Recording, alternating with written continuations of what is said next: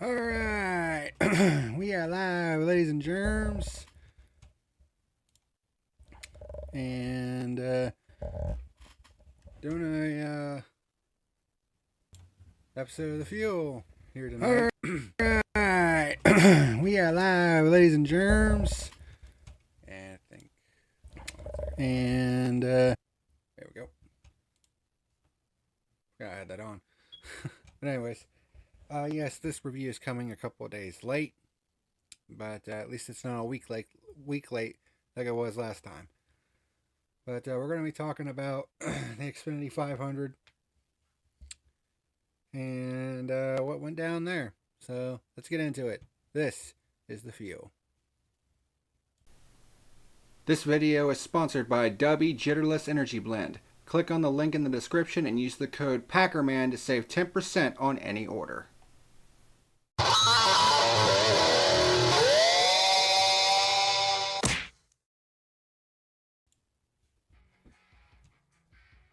Hey, what's happening, ladies and germs? This is the PackerMan, and welcome to today's live edition of The Fuel. Where today we're going to be doing a review of the 2023 XFinity 500 from the Martinsville Speedway. Man, we are closing in on the finale to this 2023 season. It's been a season. I'll tell you that much. Had some highs, a lot of lows, like a lot of lows. No, and I'm not talking about the hardware store, but last couple races in Cup have actually been pretty good. Martinsville, I mean, was it a terrible race? No. Was it a good race? No. It's kind of a mixed bag, to be honest, because that first stage was boring as fuck. But one thing I did notice is as the race went along, we started seeing some strategies develop. And how about that? How about that 170 lap run to end the race? Yeah, I know, right? Like, holy shit. 170 lap green flag run at Martinsville.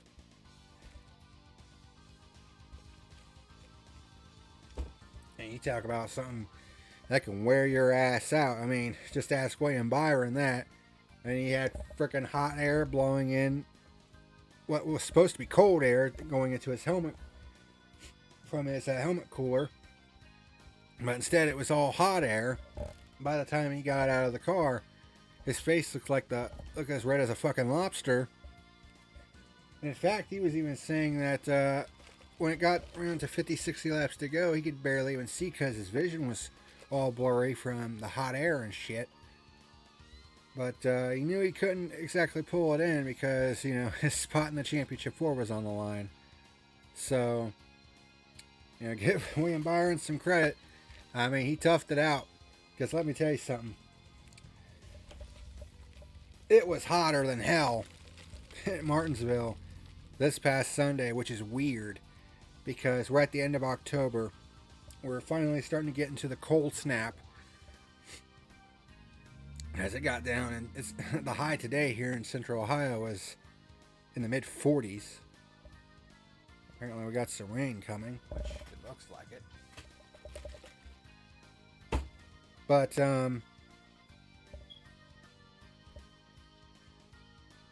for some reason, Martinsville this past Sunday had a record high temperature for that particular day, 84 degrees. And the crazy thing is, Martinsville actually used to be running some pretty freaking hot weather until they moved the dates around. I mean, I remember one particular race in '98 where Ricky Rudd actually won the race despite the fact that his air conditioner basically failed, his cool suit, his helmet cooler, it all failed. And he actually ended up with blisters all the way up and down his back, his buttocks, the back of his legs. And I think he also had dehydration and was on the verge of heat exhaustion as well, because that was a friggin' brutally hot day. And he actually wanted to get a relief driver, but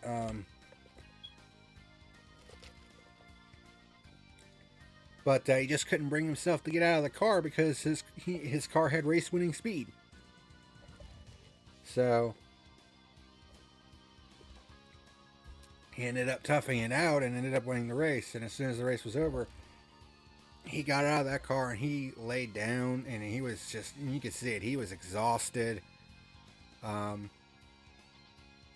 mean, Martinsville, I mean, these short tracks, especially when you have to go 500 laps around these short tracks like at Martinsville, where it's basically 2 drag strips with 2 hairpin turns, basically.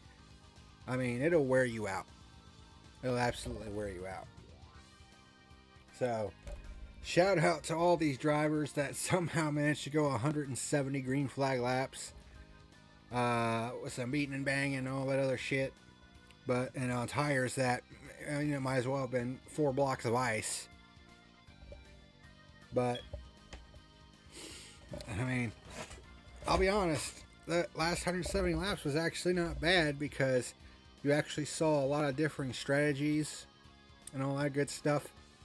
You had guys on 0 tires, 2 tires, 4 tires. And I'm pretty sure a lot of guys were thinking, oh, this ain't going to go the rest of the way green. 170 laps, are you kidding me? But it did. And it's nice to see a race like that kind of, go green and let it play out naturally, because we don't get to see it all that much. Usually races like this end up, in overtime and, all that other dumb shit that we usually see in NASCAR nowadays. But this was one of the rare occasions where we actually got a long-ass green flag run to end a race, and this was a long one. Like I said, 170 laps. And we get to see it play out, And a couple guys actually had to stop for fuel because right on the edge of the fuel window.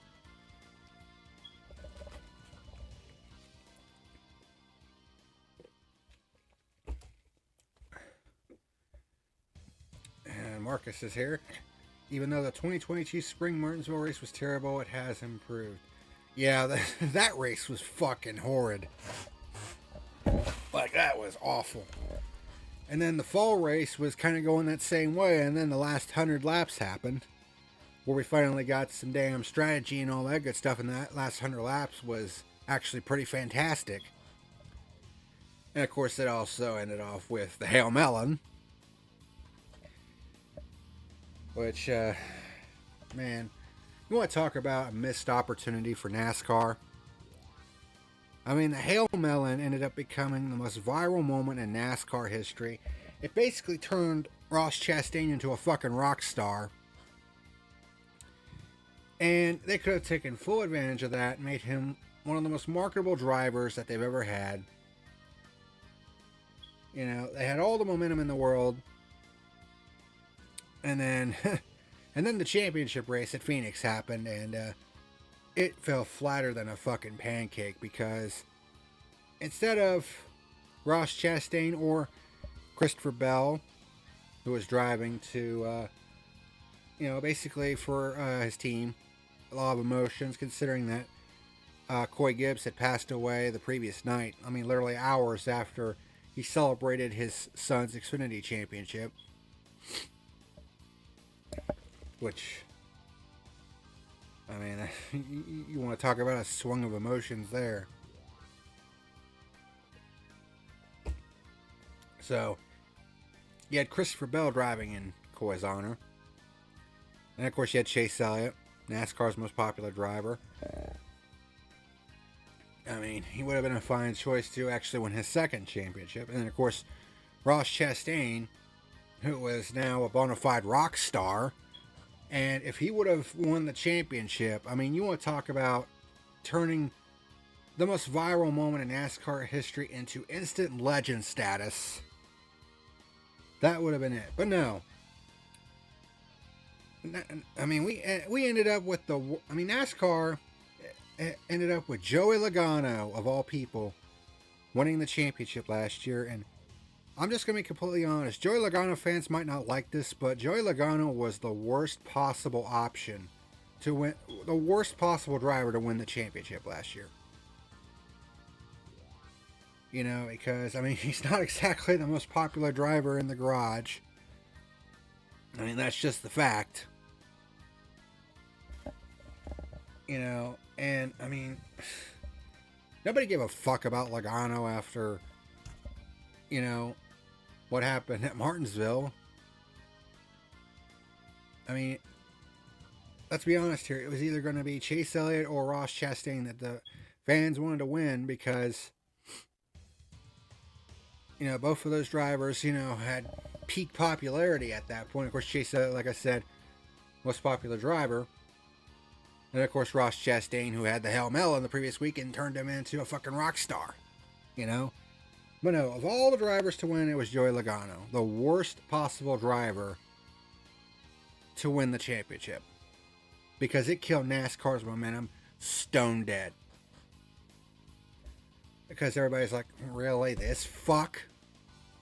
You know, who probably has the most punchable face in NASCAR? At least he did at that point. Not, I don't really know anymore, because, let's be honest here, he's honestly sucked ass this year.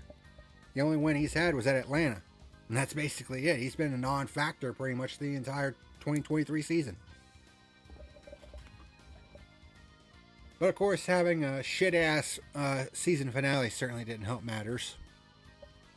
Which is the huge problem I have with Phoenix. I mean, they've ruined the Phoenix Raceway. I mean, I remember when that race used to be a fun race to watch because you had side-by-side action all the time. I mean, it was actually a fun track to watch.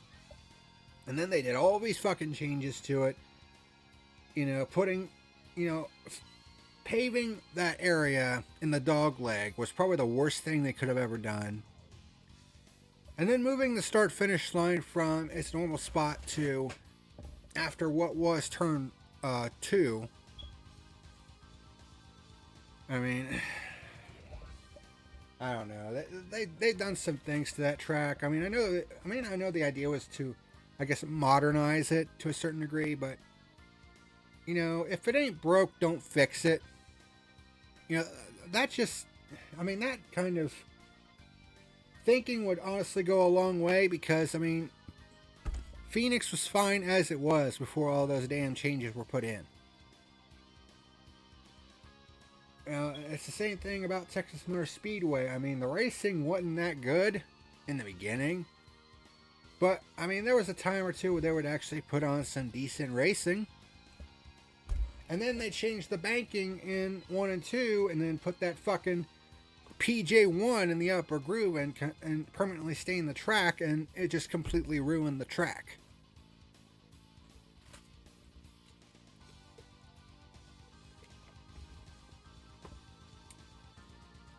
So,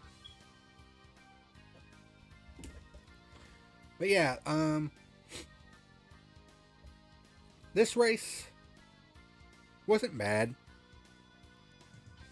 It wasn't great, but it wasn't bad either. I mean, I think the tire compound that Goodyear brought for this race actually worked pretty well because it allowed for some crazy ass strategies. So we're actually moving in the right direction. Obviously, I think there's still some improvements to be made. There's still some work to be done to get the short track package back to where it was before. But we are moving in the right direction, and at the end of the day, that's all that matters.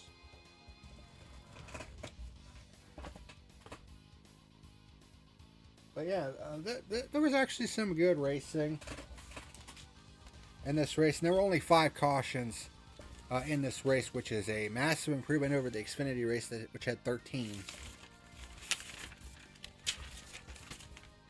But let's see here. Yeah, I don't really have a whole lot of notes because, let's be honest here, Stage 1 sucked. But then we got to stage 2, and that's when Blaney and Hamlin really started going at it for the race lead. I'll tell you what, Ryan Blaney has really shown up here in the latter half of the year. I mean, that team was ice cold heading into the playoffs. Then they got that win at Talladega. It just seemed to wake that team up. Every time NASCAR has momentum, it gets ruined. Yep. I mean, that's what I've been saying, for years. It seems like every time NASCAR gets the momentum on its side, they just cannot get out of their own way. I mean, it's absurd at this point. It's almost like a running joke at this point. You know what I mean? Yeah, Blaney then won stage 2, so he actually scored a shit ton of stage points. So that certainly helped. And that actually gave him quite the cushion. Whereas William Byron, he had a 30-point advantage over the cut line, but couldn't get out of fucking 20th place to save his life. So his margin had drastically been reduced. Truex was actually running good in this race. He started from the pole. But man, that pit road speeding penalty right in the middle of stage 2, that pretty much killed his championship hopes dead. Of course, they were pretty much on life support for this entire frickin' playoff run. I mean, it's honestly a surprise he even made it to the round of 8, considering how shit his playoffs have been. But another thing to note, Stewart-Haas Racing, they were actually running pretty good in this race. You had Chase Briscoe running in the top 5 a lot. Eric Almirola actually ended up second, thanks to some brilliant tire strategy. But you had that 170 lap green flag run. I said, fuel an issue if it goes green? And I had a question mark because even I was like, would it go green? And it actually did. But Chase Elliott took the lead on lap 335 and led for a while. And it's like, man, is he going to manage to snag a win here? But I think he actually had to come in for fuel. He was one of the guys that had to come in for fuel. Then Eric Almirola took over the lead on lap 412, and he led for quite a while. There was some battling back in the back of the pack. Almirola had a 4-second lead with 40 laps to go, but Blaney, who I think took 4 tires, whereas Almirola took 2, he was closing down on Almirola big time, and Almirola had a problem getting around some lap cars, so that certainly didn't help matters. And Blaney was able to run down Almirola for the race lead and take it. Excuse me, and took it on lap 478. Hamlin, who basically needed to win the race now, was 6 seconds back of Blaney with 20 laps to go, so unless caution came out, he basically had no shot, and the caution never did fly again. And Ryan Blaney gets a statement win at Martinsville and advances to his first championship 4. That's the other thing. Ryan Blaney had made it to the round of 8, I think, 5 times, but had never made it to the championship 4. And in fact, a lot of people didn't see him going far in this year's playoff, just simply because of the fact that that 12 team was just ice cold coming in. In fact, a lot of people had him going out in the round of 16. Yeah. But he actually makes it all the way to the championship 4 and has a statement win at Martinsville, a big win at Martinsville. So congratulations to Ryan Blaney and that entire 12 team. We got an Ohio boy in the championship 4.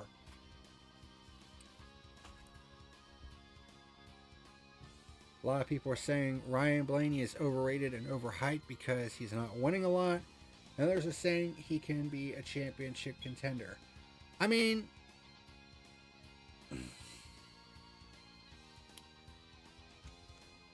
can he be a little overhyped at times? Yeah, maybe so. I mean, one thing's for sure, he started to heat up now, though. Because,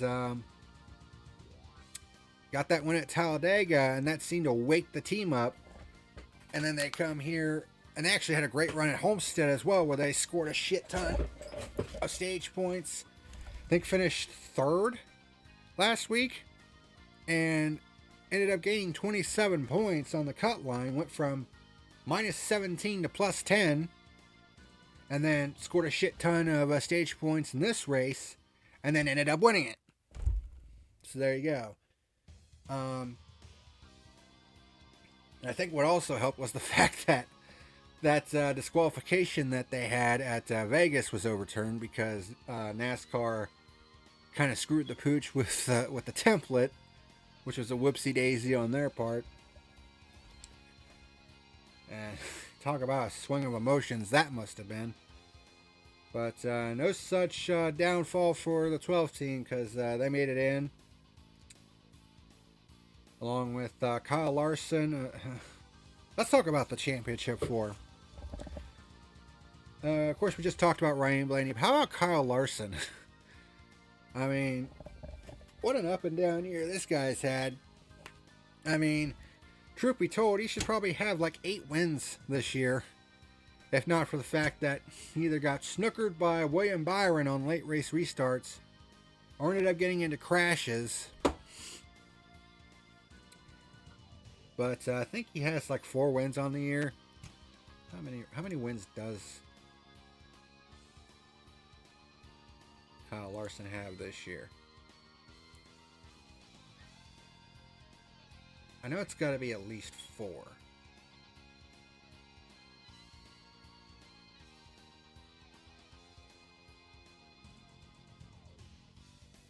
Series 2023. Yep, 4 wins. With 14 top 5s, 17 top 10s, a pair of poles. But I think it's also like 8 DNFs, which is insane. Doesn't show DNFs on here. Okay, interesting.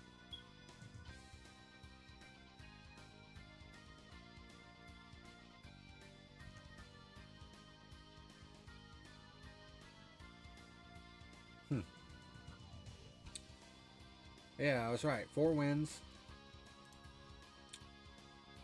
So he's in the championship 4. Yep. Just confirmed that. 4 wins. But you also got to think about the fact that Larson, he has been a busy boy this year. Because he's been involved in a lot of things this year. Of course, he also does his dirt track racing on the side, World of Outlaws, and of course his new venture, High Limit, which he co-owns with his brother-in-law, Brad Sweet, who is a pretty much a legend in World of Outlaws now at this point. And the both of them just recently purchased a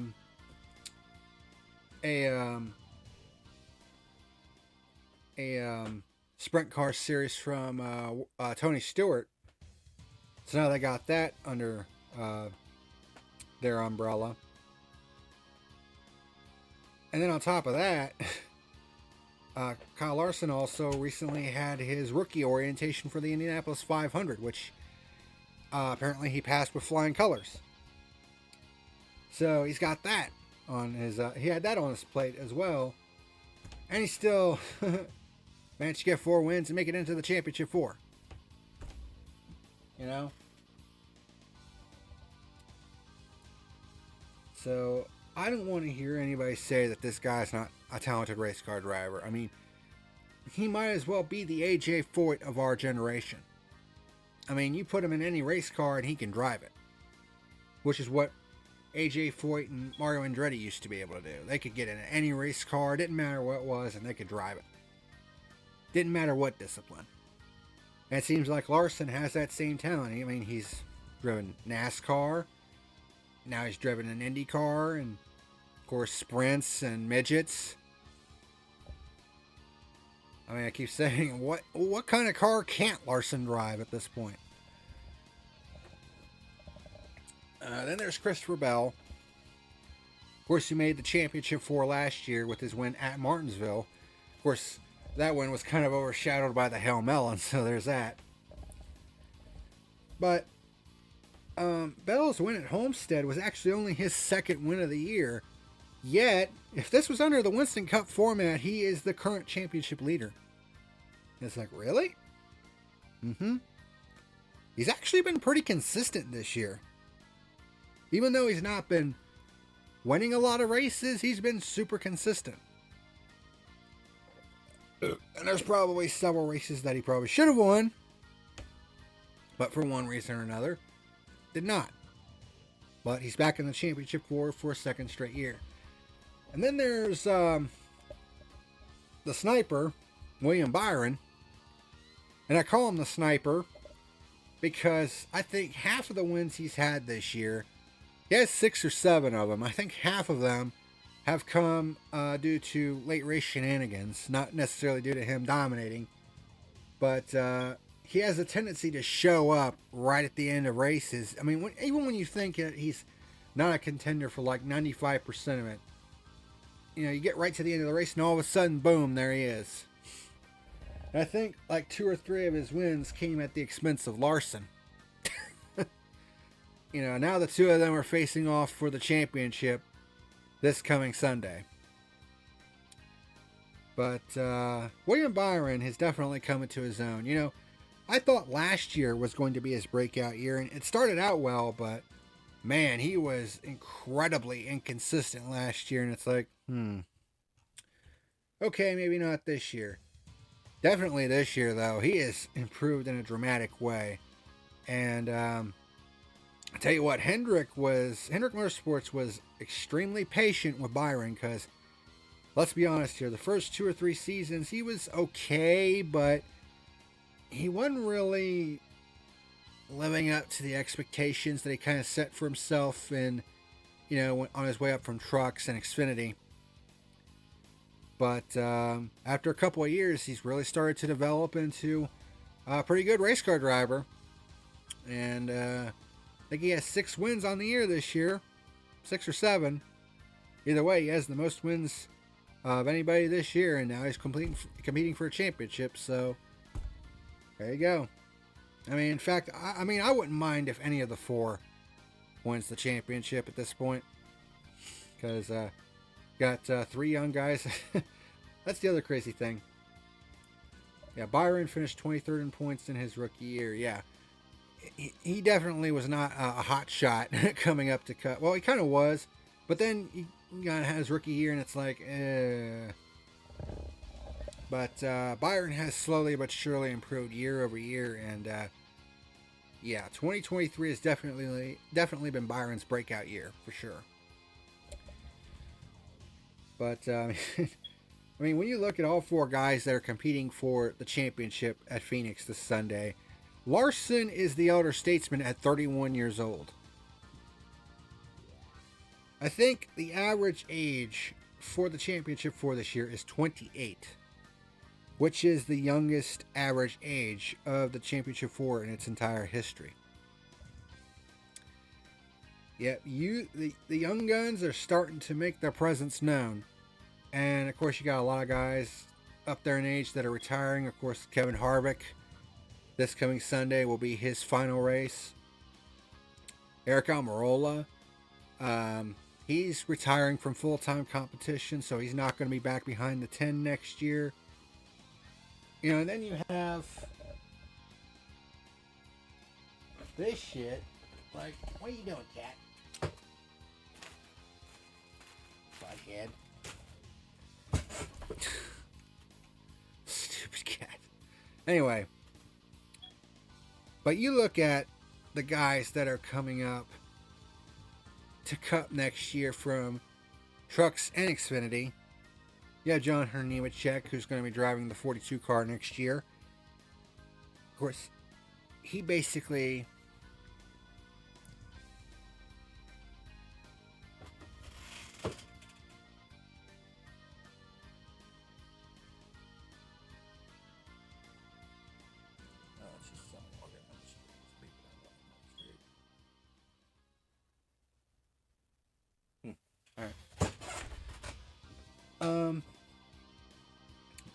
damn it, I lost my train of thought.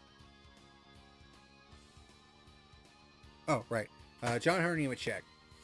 Guy who basically did a career reset.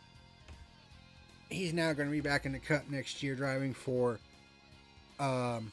Legacy, who's switching over to Toyota. So, he's kind of on loan from Jacobs Racing. But I'll guarantee you, he's probably going to be slotted into the 19 car when Truex does finally decide to hang it up. Because Bell's not going anywhere. Ty Gibbs sure as hell is not going anywhere. And Hamlin's locked into that 11 car for another 2 years, I think. But, yeah. Whenever Truex finally does decide to hang it up, John Hunter Nemechek, I think, is going to be slotted into that 19 car. Then you have a couple of Truck Series guys. Actually, Josh Berry, he's moving up because he's replacing Kevin Harvick in the 4 car next year.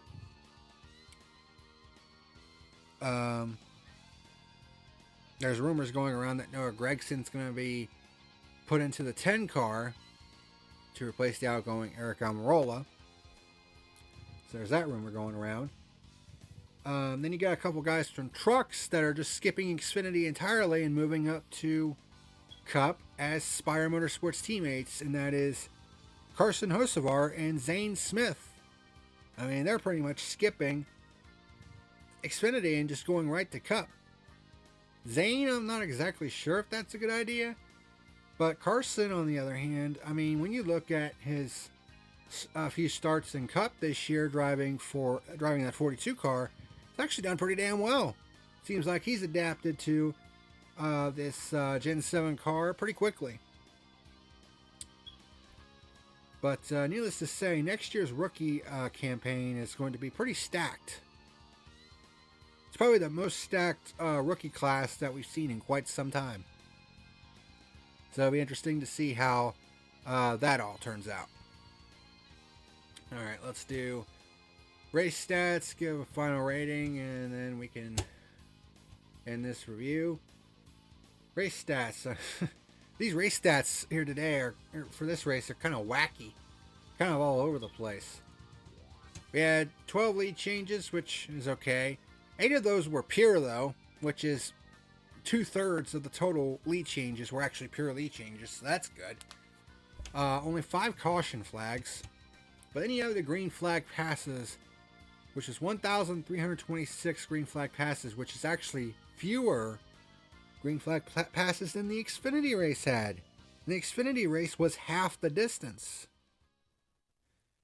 So if that doesn't tell you how hard it is to pass at Martinsville with a 3.0 average per lap, I mean, that's not good. But that just goes to show you how tough it is to pass at Martinsville. Carson finished 11th at the Bristol night race. That's impressive. Exactly. And there were actually a couple of guys that did well in this race that needed some good runs. Chase Briscoe. I mean, SHR actually did pretty good. Eric Almirola finished 2nd. Chase Briscoe pretty much ran top 5 for most of the race and came home 4th. So that's a good run. Austin Cindric, who's been non-existent this entire season, finished 9th. Todd Gilliland, driving from the 38 car, non-existent the entire season, comes home with a top 10 finish. Harrison Burton with a top 15, which is not bad. I mean, there were some guys that actually punched well above their weight in this race. Well above their weight. And then Denny Hamlin led the most laps at 156. And Ryan Blaney wasn't that far behind. He led 147, I believe. But yeah, stats were kind of all over the place. Because you had actually a pretty good number of lead changes and pure lead changes. But then you look at the green flag passes and it's like, huh? So, definitely kind of weird. But as for my final rating for the Xfinity 500, like I said, this one kind of fell into the middle. It wasn't a good race, but it wasn't terrible either. That first stage was absolutely boring as shit. Like, it wasn't enjoyable. But it really started to heat up in the second stage, and as the race went along, things finally started to develop. And then we had that 170 lap green flag run to end the race. And we actually got to see a race play out naturally, from that point onward. And, I didn't see anything wrong with it. It's nice to have a race play out naturally for once, especially in Martinsville. And especially one where the championship 4 was pretty much up in the air at that point. And it wasn't like the Xfinity races the last couple of years where it's just a demolition derby, basically. So, I'm going to give the Xfinity 500 a 5 out of 10. I'm going to cut it right down the middle. So like I said, it wasn't great, but it wasn't terrible. I mean, it was fine. It's definitely a step in the right direction because I think the tire compound that Goodyear brought was actually pretty good. Tire wear was pretty good. It actually allowed for some pretty crazy strategies. So that's actually a rare thumbs up for Goodyear because typically Goodyear's tires suck major dick. But they actually... excuse me. But they actually came through with a pretty good compound for this race. So, a rare thumbs up.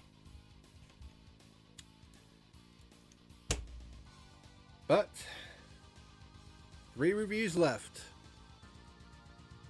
Trucks, Xfinity, and Cup at Phoenix this coming weekend.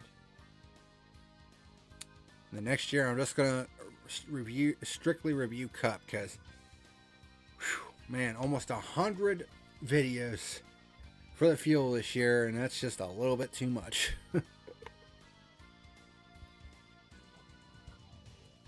So next year, we'll just go back to just reviewing Cup.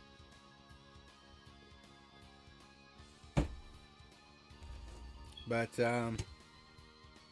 quickly closing in on the end of another season.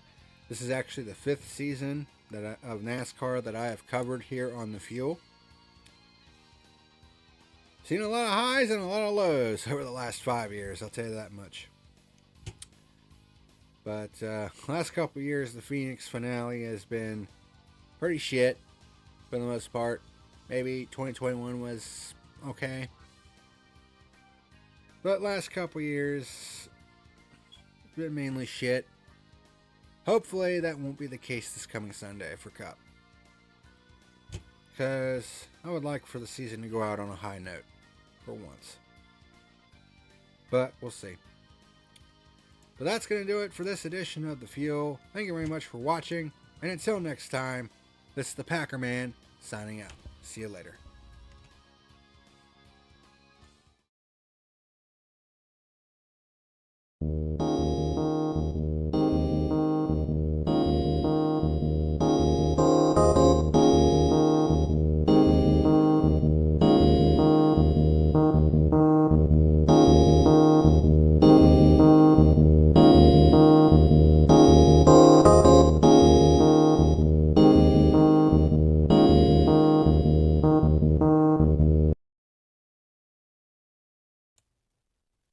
Oh, one other thing before we get out of this one. I will be doing an episode of Green Gold Games Live at 7 p.m., which is about 21 minutes from now. Because there's no spare parts stuff this week because a lot of the spare parts guys, Kyle included, are in Charlotte this week for the World of Outlaws World Finals that are going on. This is kind of their second edition of the spare parts meetup. Last year was the Bristol Night Race. This year was the World Finals. So that's why there's no spare parts stuff going on today or the rest of the week for that matter. So just kind of wanted to let you guys know about that. So, but there will be a Starfield Let's episode coming up here in about 20 minutes. So stick around for that. So till then, take it easy. And ladies and germs, thank you for watching tonight's video. If you're interested in sponsoring the channel, there is a link to my Patreon down in the description box below. Otherwise, hit like and subscribe if you want to continue watching great content like you saw today. Thank you very much for watching, and until next time, this is the PackerMan signing out.